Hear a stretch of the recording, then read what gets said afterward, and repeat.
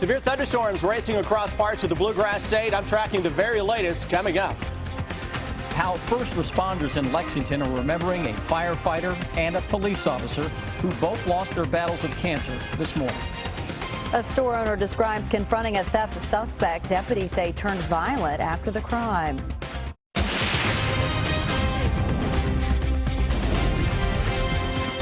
WKYT News starts now with First Alert Weather. Good afternoon to you. As you can see, it's pretty busy out there. We have strong and even severe storms moving across the region this afternoon. So we've declared a WKYT First Alert Severe Weather Day because this is a pattern that we'll be dealing with for a couple of days. Let's go right now. Chief Meteorologist Chris Bailey for an update. Christopher? Yeah, these severe thunderstorms mainly targeting southern and southwestern parts of our immediate viewing area, and a lot of rain. Getting some flooding pictures coming in not too far away from the Bowling Green area, but concentrating on newly issued severe thunderstorm warning for parts of our region. That goes until 5:45. Adair, Casey, that includes Greene County and Russell County. So folks around the Lake Cumberland area, Russell Springs, Jamestown, up toward Liberty into Casey County, Columbia into Adair County. Big time thunderstorm is rumbling through here. May have high winds greater than 55 miles per hour. Also the potential for some small hail. Torrential rains can cause some quick rises on creeks and streams. Here's the Lake Cumberland. Here's Russell Springs. Back over toward Columbia, Adair County, and there's one more little thunderstorm, kind of an offshoot on that, just to the south of Liberty, right on top of the Dunville area. That one is kind of setting the stage for those bigger storms that are coming in behind that. Look at all the heavy rain. We've had a lot of wind damage western Kentucky. Now we're getting in on some flash flood reports coming out of that Interstate 65 corridor. Southern Kentucky, we will watch your area over the next few hours because these storms are working toward the east with a lot of heavy rain. I think the overall damaging wind threat may begin to diminish somewhat over the next 1 to 2 hours. But then look into western Kentucky. That's a ton of heavy rain. There's a spin out here with a thunderstorm complex that's going to roll its way on toward the east. Now, severe thunderstorm watch is out until 10 o'clock this evening for the counties that are shaded in the yellow. Not included in this into parts of Pulaski County, Laurel County, maybe Rockcastle, toward McCreary, Whitley, and Wayne, though we should be, as severe thunderstorms are now just a county away to our west. That will go until 10 o'clock this evening for that line of thunderstorms working its way across the region. Guys, when I come back in about 10 minutes, we're going to show you why this is likely the first of several clusters of strong and severe thunderstorms we have to deal with over the next couple of days. We are tracking breaking news this afternoon on Lexington's south side. One person has been injured in a shooting. That shooting took place at the intersection of Appian Way and Armstrong Mill. The victim was found about a mile away on Buckhorn Drive. WKYT's Victor Puente is live at the shooting scene with the breaking details. Victor? Police say they believe these two men knew each other. A witness told me that a child ran from one of those vehicles before the shooting started. Now, that witness tells me he saw one car stopped in the turn lane on Appian. When another vehicle pulled behind them, the driver got out and ran to the passenger side. He said that's when that child ran from that first car. The man then fired multiple shots into the vehicle, hitting a man in the arm. Police say the victim is okay. He was found on Buckhorn Drive. They also say he's being uncooperative with their investigation. That witness said the shooter didn't hesitate to start firing. It was dead into the passenger side, and he held his gun straight and was right into the passenger side and didn't flinch one time about pulling the trigger that many times. And he just went back around in his car and took off. Police say they arrested that suspect at his apartment on Camelot Drive. They say they're searching that apartment right now for his gun. Live in Lexington, Victor Puente, WKYT. Victor, thank you. It has been a tough day for Lexington's first responders. Both the Lexington Fire and Police Departments are mourning the loss of colleagues. Firefighter Matt Logston and Police Detective Philip Harrison both died of cancer. WKYT's Sean Moody shows us how they're being remembered. Matt Logston had been a Lexington firefighter for about 10 years, most recently here at Station 8 on North Broadway. They've got their flag at half-staff for him today. His fellow firefighters say he made a big impact here. He was a firefighter's firefighter. Logston was diagnosed with stage 4 cancer early this year. As he began his treatment in Chicago, fellow firefighters covered his shifts for him at Station 8 so he could still get a paycheck. We knew that the fire service would step up, but it's good to see the community step up too, because Matt, you know, he did this for the community. Logston was a big supporter of legislation that extended line-of-duty death benefits to firefighters who die of cancer. Fellow firefighters say that'll be a big part of his legacy. That helps firefighters all across the state, you know, when something like this happens. Detective Philip Harrison also died early this morning. He'd also been battling cancer for months. Philip was an officer's officer. Sergeant Billy Richmond had worked with Harrison for a long time. Harrison had worked there for nearly 20 years. As passionate as he was about law enforcement, Richmond said Harrison's focus was on his family. The most important thing in Philip's life, though, was his daughter. He had great love for his daughter, and even through illness, his biggest concern was for that of his daughter's well-being and future, and for his wife. We expect to learn Logston's funeral arrangements tomorrow. In Lexington, Sean Moody, WKYT.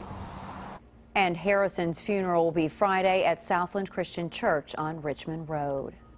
Deputies arrested a man after a theft turned dangerous. The Laurel County Sheriff's Office says 33-year-old Daniel Bennett tried to run over the owner of a Corbin store after she confronted him about stealing. As WKYT's Phil Pendleton shows us, the violence didn't stop even after his arrest. The Bait Bucket is basically a mom-and-pop store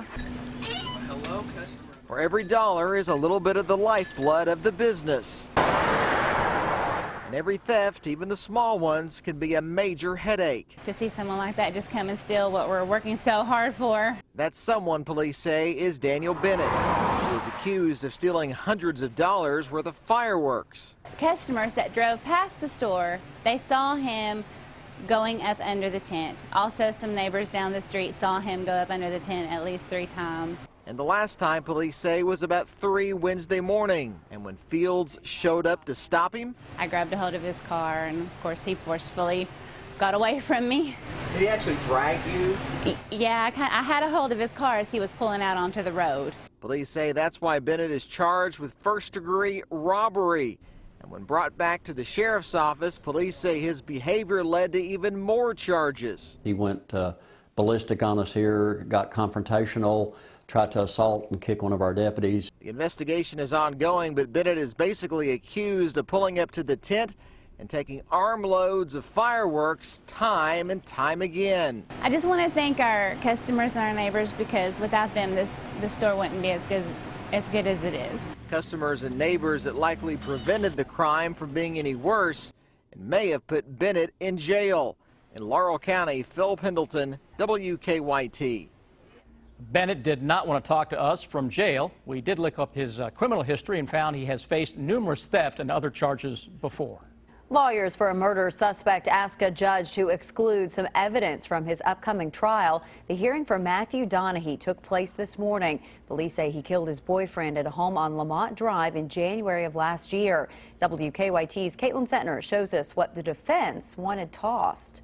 We're now just 10 days out from trial, and the defense says police coerced their client. Wednesday, the court heard testimony from 4 officers. 2 responded to the scene. 1 took Donahue from the hospital to jail, and the other interrogated him. The defense wanted evidence thrown out, saying their client was under the influence of a fistful of sleeping pills, and police coerced him. Donahue initially told police 2 men came into the home on Lamont Drive and attacked Todd Schumacher, but police say 45 seconds to a minute after interrogating Donahue, he asked to talk again. He told Detective Robert Wilson he stabbed Schumacher and then dragged him to the bedroom and laid with him. He was all the time. Your entire relationship? Yeah, abusive, not physically, but he was emotionally abusive. Judge Pamela Goodwine overruled the defense's motion to suppress.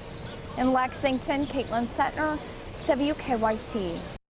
Judge Goodwine also overruled a motion to limit evidence. Donahue is also accused of putting Shoemaker's dog in a hot oven. The judge says she'll allow those allegations to be discussed.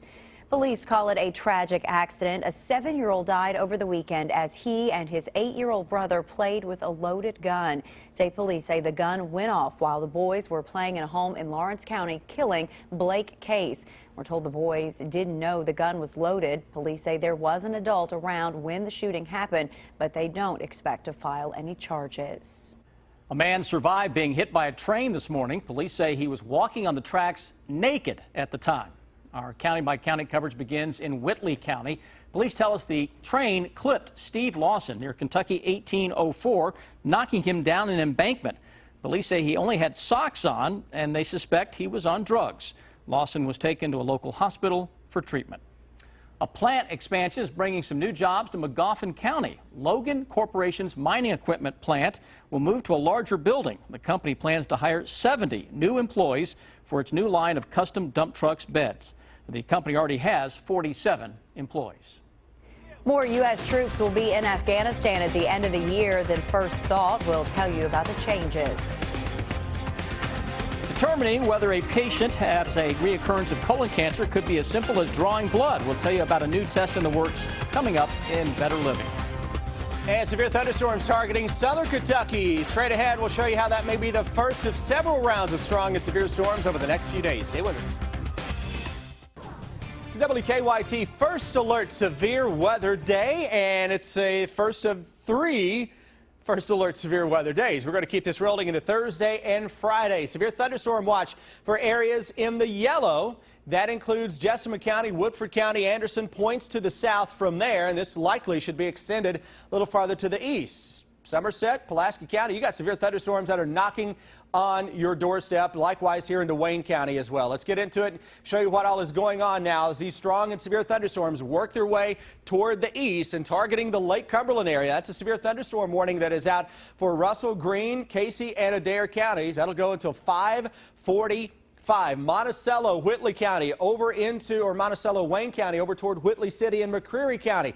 Thunderstorms here are ramping up. In Somerset, you're going to look to your west right now and your southwest, and my goodness, the skies are lighting up, huh? You can hear thunder in the distance. That's the line of thunderstorms that is racing on in. Look at all the lightning on Lake Cumberland.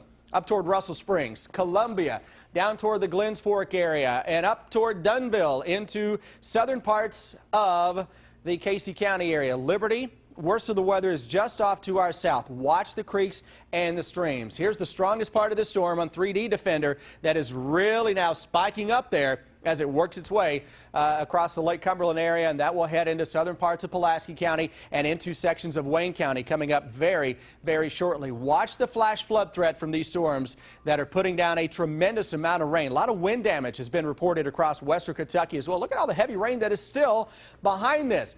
Notice into central Kentucky, we had a big line of thunderstorms that, as it got into the bluegrass region, just did a disappearing act on us. Still some leftover rains, but this is the opening act in a number of clusters of thunderstorms that will dive in from northwest to southeast as we go through the next couple of days. This is the pattern we're in.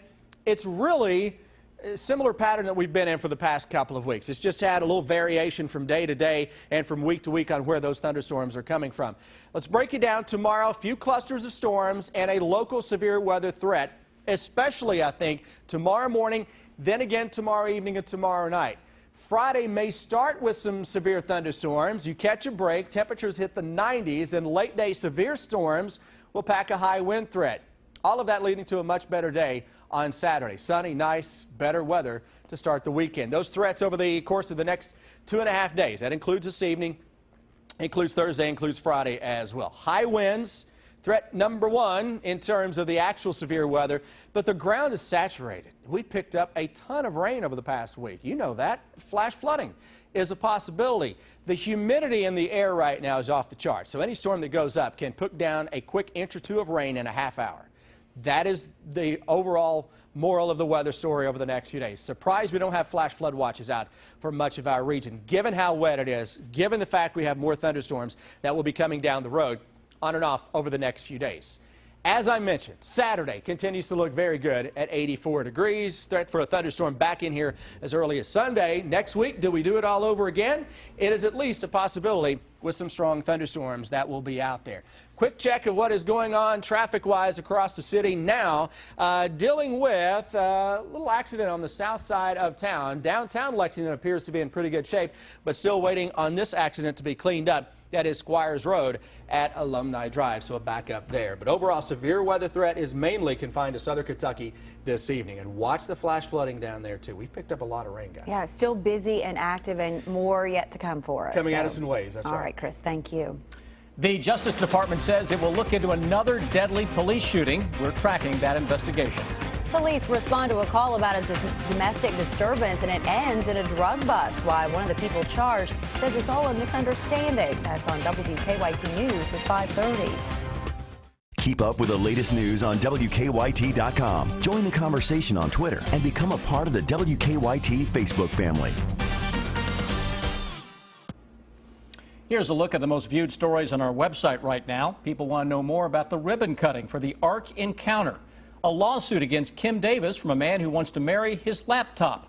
A disturbing prank outside an eastern Kentucky Walmart. You can find those stories and more on WKYT.com.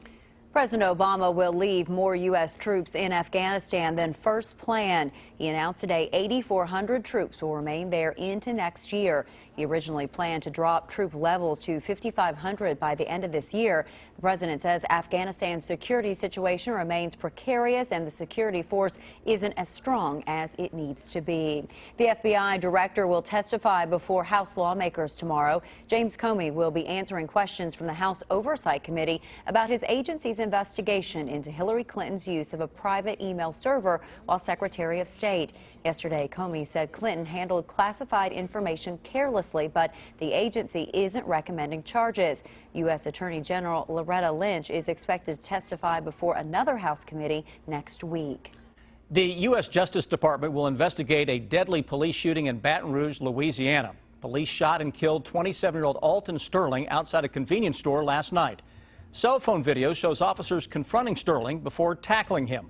And during the struggle, someone shouts, "He's got a gun," and seconds later, shots are fired. The store owner says police removed a gun from Sterling's pocket after he was shot. When officers arrived, Sterling was armed, and the altercation ensued that resulted in the loss of his life. Exactly what happened at this time is the reason we are here today. It is irrelevant. If you look at the video, it certainly speaks for itself. Mr. Sterling was not reaching for a weapon. An autopsy shows Sterling died of multiple gunshot wounds to the chest and back. The officers have been identified as Blaine Salmoni and Howie Lake II. Both have been on the force less than 5 years. They've been placed on administrative leave. Former Paralympian Oscar Pistorius is going back to prison. A judge sentenced him to 6 years for killing his girlfriend, Reva Steenkamp. He could have received 15 years, but the judge decided to reduce his punishment. Pistorius was originally found guilty of manslaughter. Prosecutors appealed and got the conviction upgraded to murder, which is why he was resentenced. Hundreds saying goodbye to a reverend who founded Central Kentucky's largest church. We'll show you how he was remembered at his funeral on WKYT News at 5:30. The new test that could determine which colon cancer patients are at risk for the disease returning and the best ways to make your sunburn feel better. The story's next in Better Living.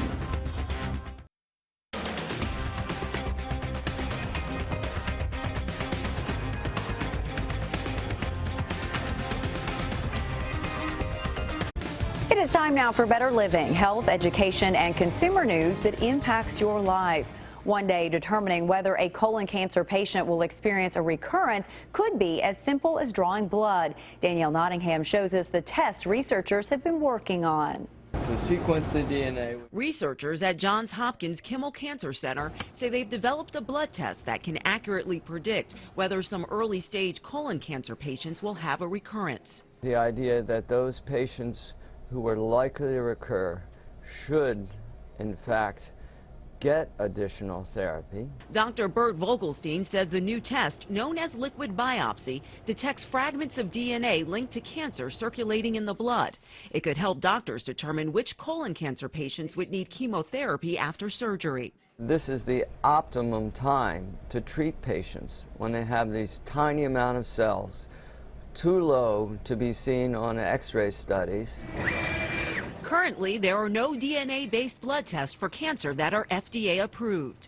Liquid biopsies based on genetic alterations are the next generation of cancer tests. Researchers say more study is needed to confirm the findings. Danielle Nottingham, CBS News. The new study looked at 230 stage 2 colon cancer patients from Australia. It's always better to prevent it, but sometimes you end up with a sunburn anyway. There are some things you can do to alleviate the sting if you or your child ends up with red skin. Doctors recommend an age-appropriate pain reliever like acetaminophen to stop the pain. You should also keep fluids going to avoid dehydration. There are plenty of lotions and creams out there that promise to help as well, but doctors say many can lead to irritation or an allergic reaction. Buying a lot of different topicals to put on the skin and help out is not necessarily the smartest thing to do. If you feel like you need an over-the-counter hydrocortisone, that would be helpful, but I wouldn't spend a lot of money on the aloe gels and other things that are touted to help sunburn. You will want to call the pediatrician if a baby younger than 1 gets sunburned or if an older child has a blistering, painful sunburn or develops a fever. Now, here's what's coming up for you at 5:30.